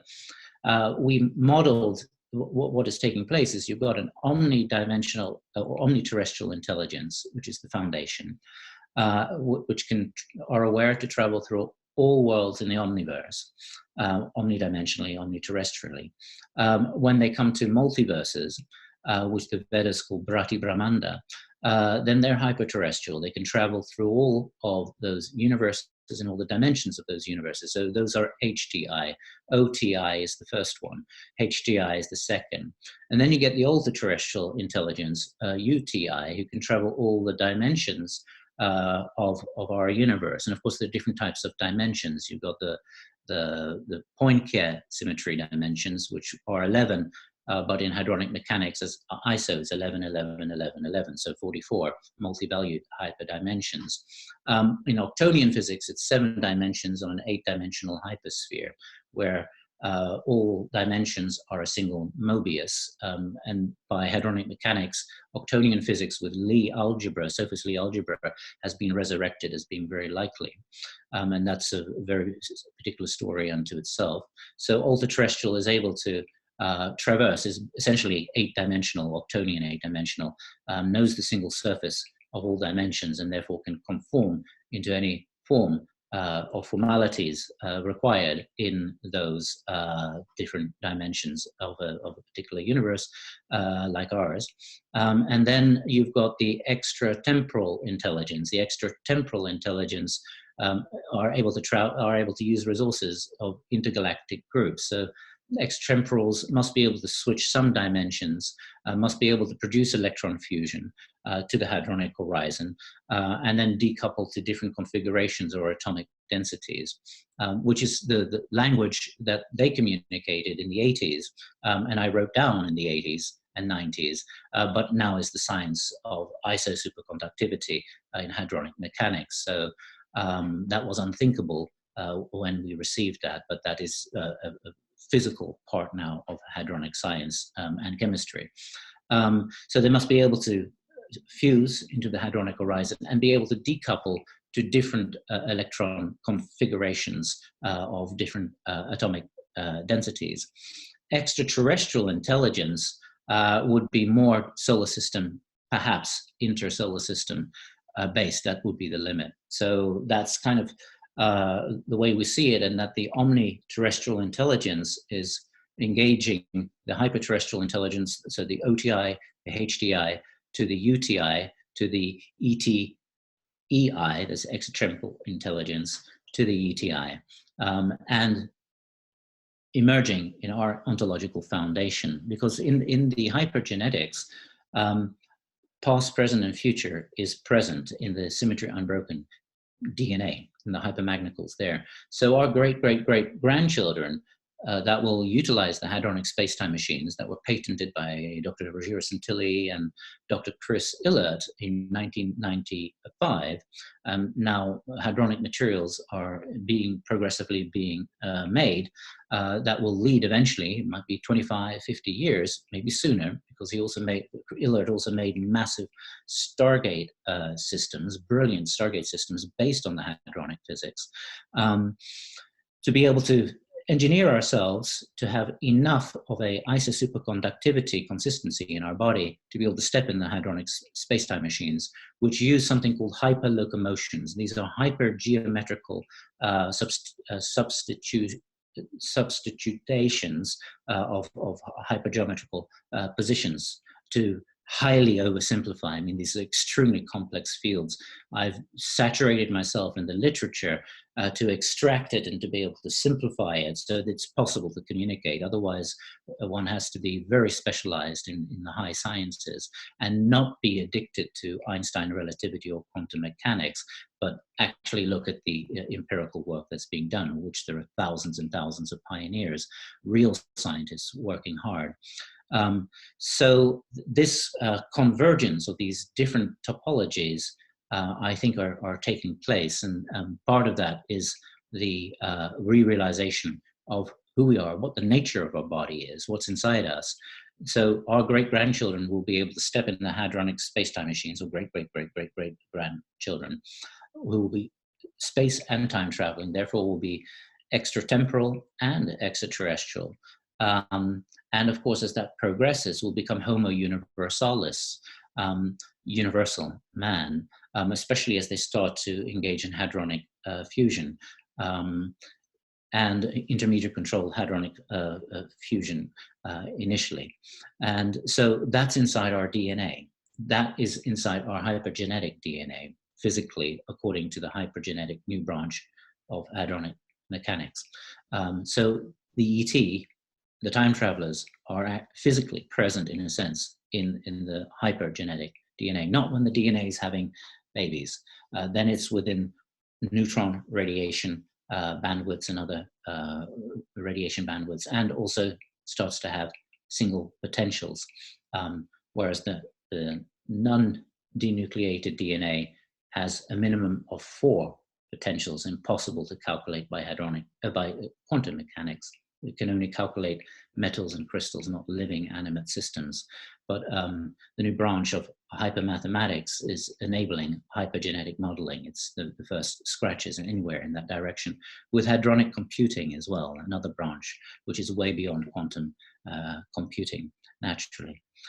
And thank you for that invitation to speak in this introduction. And I thank also Mia Ferraletta for having brought us together. I'm delighted to be with Rise Omniversity and to be able to share resources and to synergize, co-create. It's going to be fabulous. And now we have the South Dakota event, Consciousness in Contact, taking place. It's the Lakota Indians will be there, and some great pioneering spirits. You can check that out too. Thank you. Well, thank you for this tour de force into our